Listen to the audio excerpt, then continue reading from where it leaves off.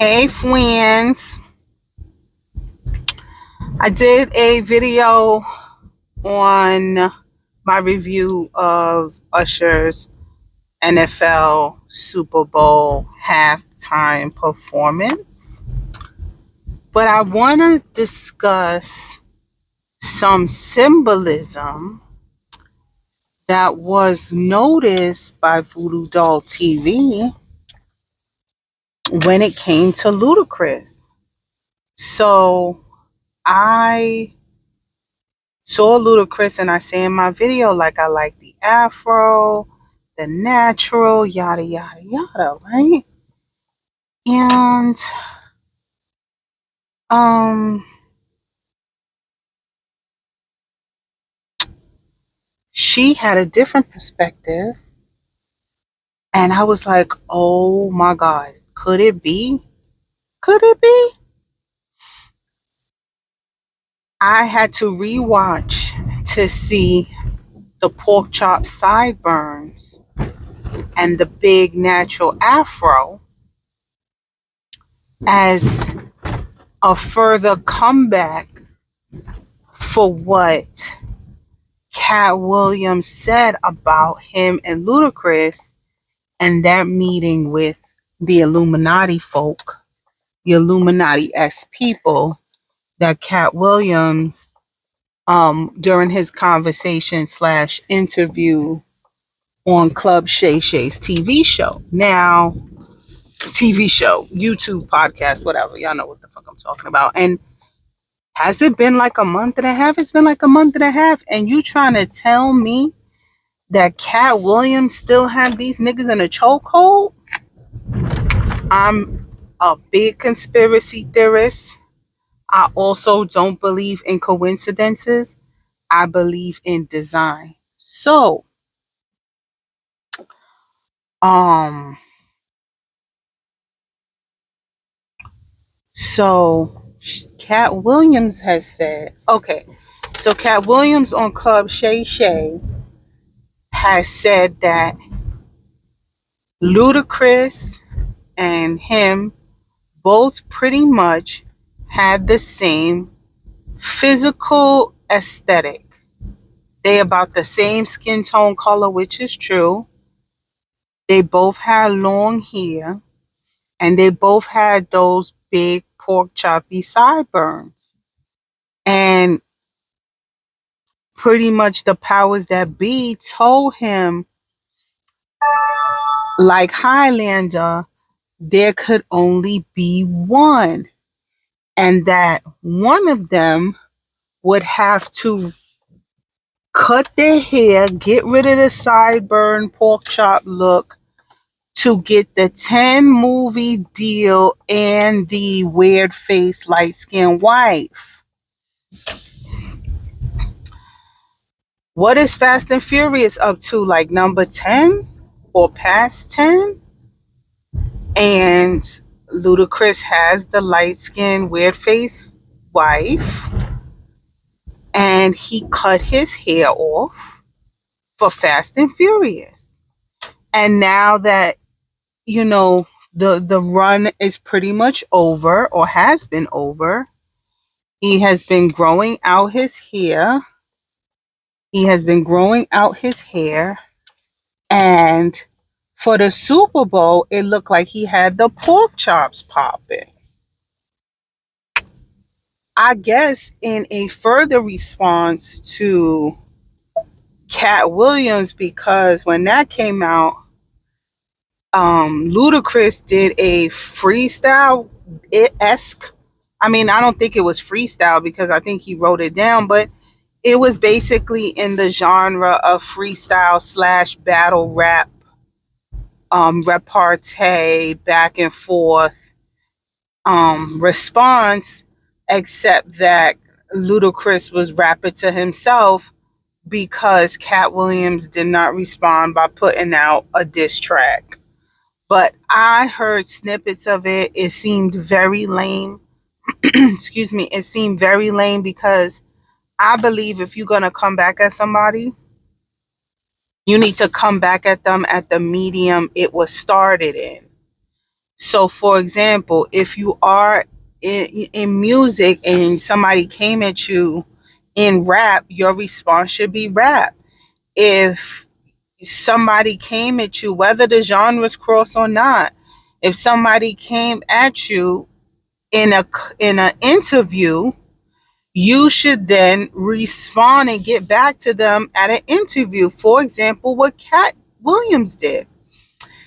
He made it very clear that he went on Club Shay Shay. I like saying that, by the way. He went on Club Shay Shay to respond to the interviews that were conducted on Club Shay Shay.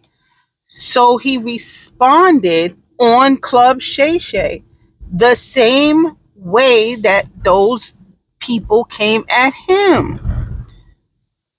So if you feel that Katt Williams came at you, which I don't think he did, except for the light skin, weird face, white, but that wasn't just solely for you. But anyway, you should have went on Club Shay Shay to respond, or respond verbally the same way Katt did. But Katt didn't rap a diss track to you. So it was kind of lame, and it was lame. It was lame. I couldn't even get through all of it. That's how lame it was. Like this. So okay, here's another good example. So Monique, again on Club Shay Shay, said some things about DL Hughley, and DL Hughley responded with cracking jokes. For the same way that Monique said in one of her comedic shows that she feels sorry for DL Hughley's wife because she has to suck a dick of a coward, he went on and said, how you do all those crunches and you still gain weight unless the crunch has captain in it. I found that to be lame and juvenile, but that is on par with DL Hughley because he's not funny. But anyway, he tried his best. And then he took shots about how there was other things he said that I thought were good. Took shots at how that's your daddy. When you paying him, that should be your son. That was cute. And the fact that you're never going to find love unless you paying for it. Okay. But DL didn't respond in a diss track. It was just out of place, and it didn't hit like the way Ludacris, I think it would have hit. Like it wasn't giving. But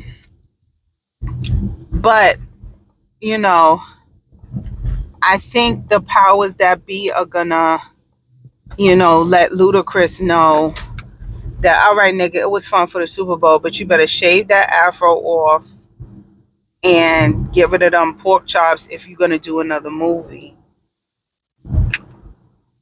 Because I think Ludacris definitely has made the same arrangements that many people have to get whatever success that they have. Another thing that she noticed that I want to discuss is I don't have any familiarity with HBCUs. I did not attend one. So I'm kind of third party educated when it comes to the culture. And I don't really know anybody with clear cut ties to the D9 or that kind of culture. So she did bring up that Usher, who was also performing with Jackson State, was it Jackson State University Marching Band? Yeah, Jackson State University Marching Band. That one of the dance moves he did was that of the Kappas, and that's pretty much like sacrilegious because he's not a Kappa, and Kappas don't give out honorary positions, so he's not an honorary Kappa. At least that's what she said. I didn't do no research into it, but he's not a Kappa, and he was doing a move similar that is pretty much adopted by the Kappas. But then she also says how Chris Brown did that same move in his music video, and there wasn't no smoke for it either.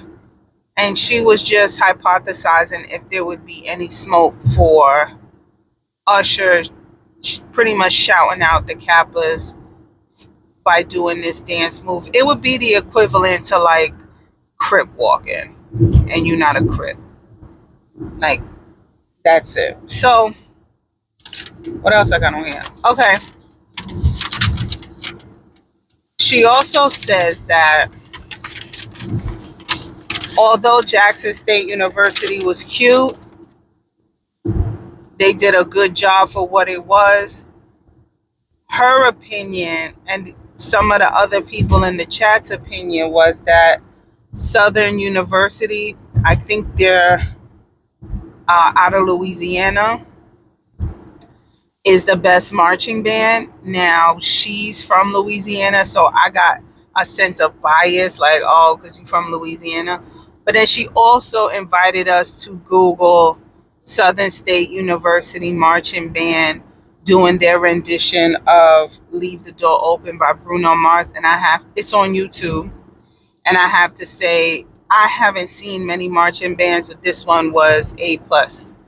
So if this is the kind of work that they put in just based on Leave the Door Open by Bruno Mars, if this is what it is, then I'm going to say they're number one, at least over Jackson State that performed with Usher at the Super Bowl. So there's just some little conspiracy theories, little way down, little thinking that comes to mind as I watch other content creators and find the machine design at but also they were talking at work about Taylor Swift, because there are some Swifties that work with us, and they was talking about Taylor Swift, and I was like, okay, let me just Google what she, because she was there, let me just see. And they got the camera like right in their face when she's kissing her man. And I have to agree with the black people, that is a basic ass haircut, is nothing great about it. Why are you white men and boys flocking to the barbershop to get these basic ass cuts? And it wasn't even like a good one. I don't know. I just see it's just seemed very, my mama got $10, this is the haircut I'm finna get. But I guess you guys do like the bangs and the wispy hair, and y'all comb it up and do certain things with it. So just having this man get the one guard at the bottom and the two guard at the top fade is a thing. Okay, it's new for y'all.